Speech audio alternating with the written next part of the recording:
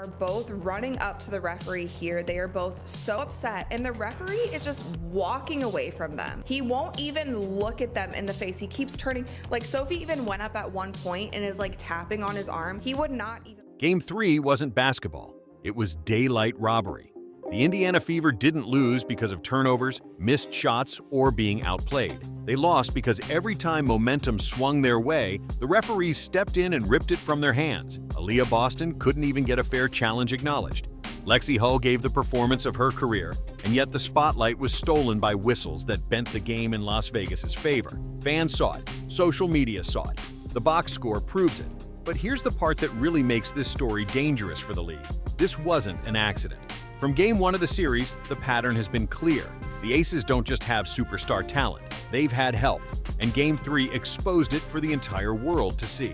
From the very start of this series, Indiana wasn't just battling the Aces, they were battling the officiating too. In Game 1, the Fever played tough, physical defense, standing their ground on every possession. But instead of being rewarded for hustle, they watched Vegas head to the free throw line again and again. The Aces were gifted chances to crawl back into the game, not through talent, but through whistles. It set the tone immediately. I think there's a double standard in how people get their calls. I think Kelsey Mitchell, number one, is held or chucked on every freaking possession and never gets a call off the ball. I think Aaliyah Boston is the worst officiated post player in the league. She never gets a call. And you know, there's a double standard there, certainly.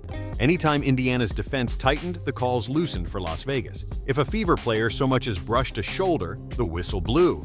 But when Aja Wilson threw an elbow or Jackie Young pushed through contact, it was ignored. That imbalance didn't just cost Indiana points at the line, it forced them to play hesitant, second-guessing every move, while the Aces played with freedom.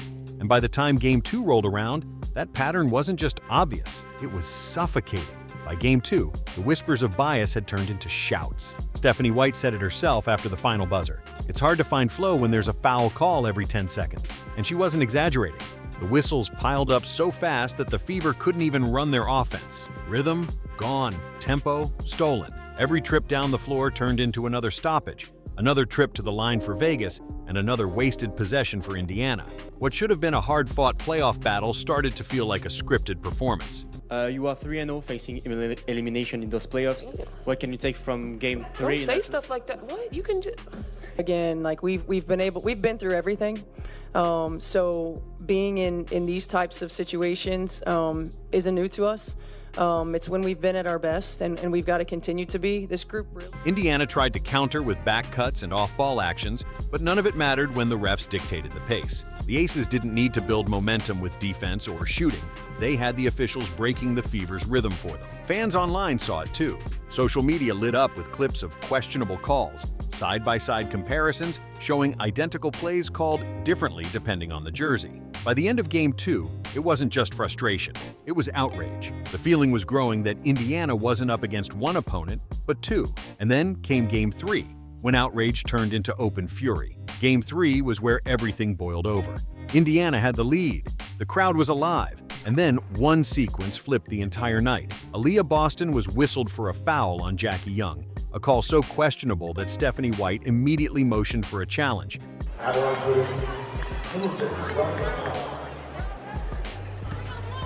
Boston continues to show her frustration. It really started a couple possessions. The Fever bench was ready. The crowd roared, but the officials didn't even acknowledge it. Seconds later, Chelsea Gray buried a three-pointer, and in an instant, the lead Indiana had fought for was gone. Inside Gainbridge, you could feel the shift. Fans went from roaring with confidence to screaming in disbelief. Online, clips of the ignored challenge went viral almost immediately, with fans breaking down frame by frame how the missed review changed the game. And those weren't the only receipts. The replays showed flops going unpunished, elbows flying without whistles, and Vegas players pushing Indiana bodies to the ground without consequence. Meanwhile, every bit of contact from the Fever was treated like a crime. Off-ball bumps? Foul. A clean box out? Foul.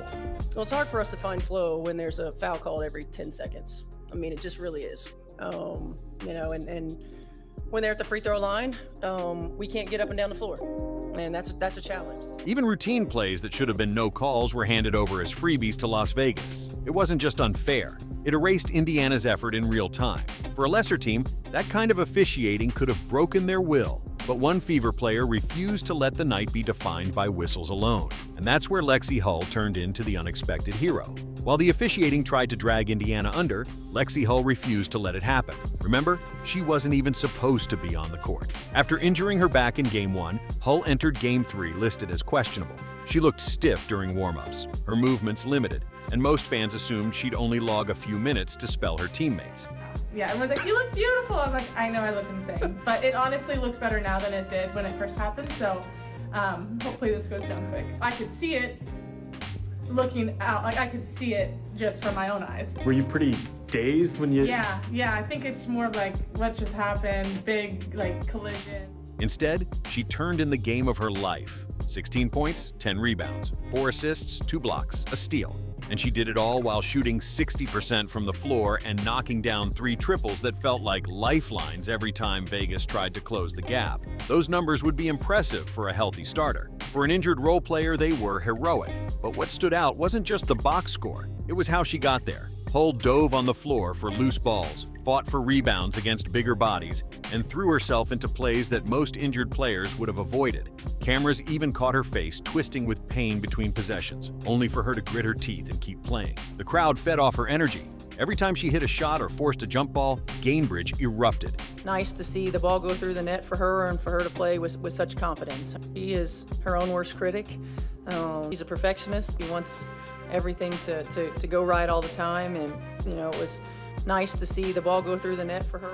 Hull wasn't just giving Indiana points, she was giving them hope, and that's why her performance should have been the headline of the night. Instead, it got buried under the avalanche of whistles.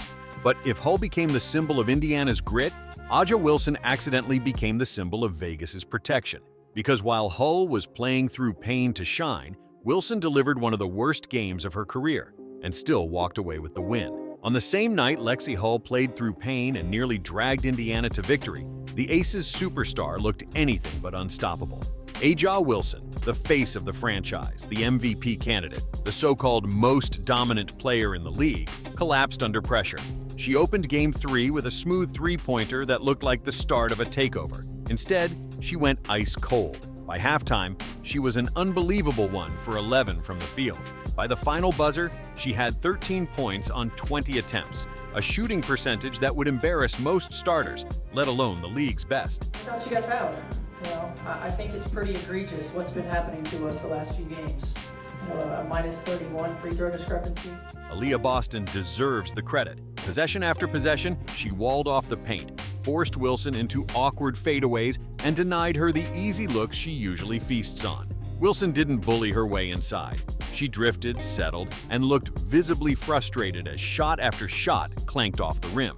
At one point, she missed 11 straight field goals, the kind of stretch you never expect from a supposed MVP. And yet, despite that collapse, Vegas still walked away winners. Why? Because whistles and teammates bailed her out.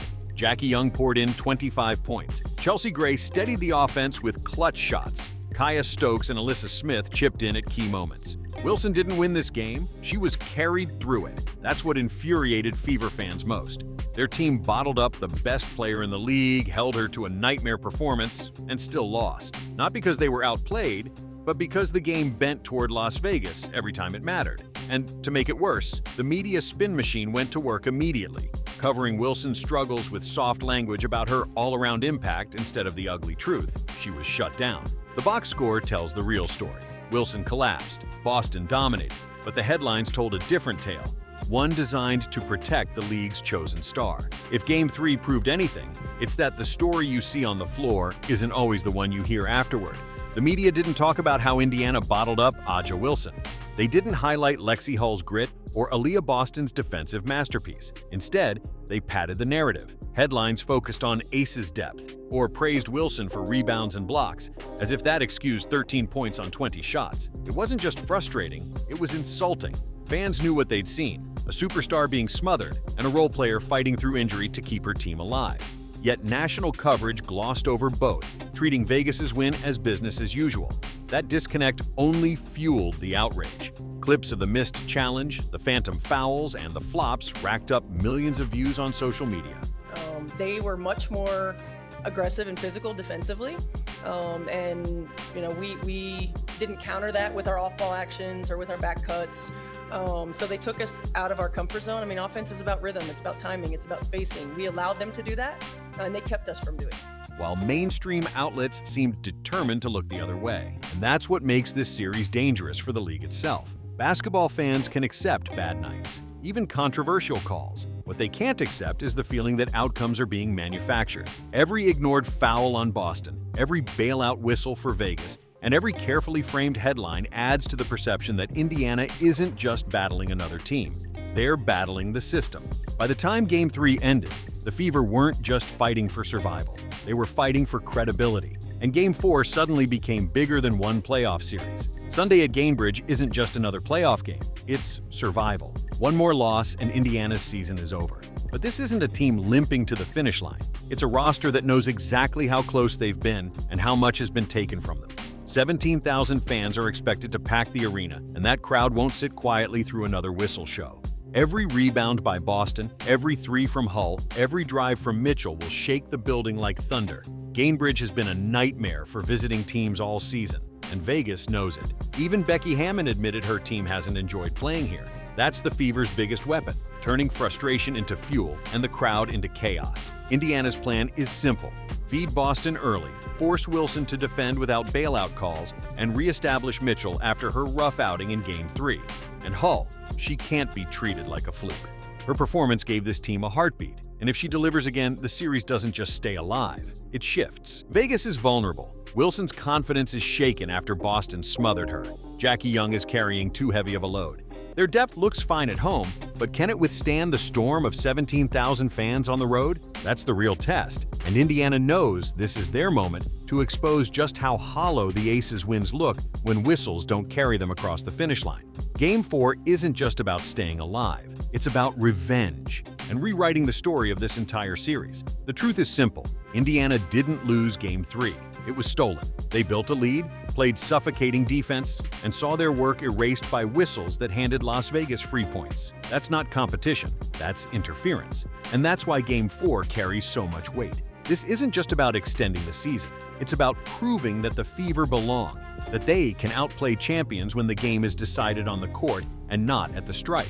If Lexi Hull fights through pain again, if Kelsey Mitchell finds her rhythm, if Aaliyah Boston continues to lock down the league's so-called MVP, Gainbridge can erupt into chaos and flip the script. Because make no mistake, this series isn't over. The Aces may have the advantage on paper, but the Fever have grit, momentum, and 17,000 fans ready to make life miserable for Las Vegas. And if Indiana pulls it off, these past 3 games will be remembered not as their downfall, but as the spark that proved how dangerous they'll be next season when Caitlin Clark returns. So, now it's your turn. Do you think the Fever can bounce back? If you believe they can, drop a Let's Go Fever in the comments right now. And don't forget to like, subscribe, and turn on notifications so you never miss a moment. The story isn't finished. In fact, it's just getting started.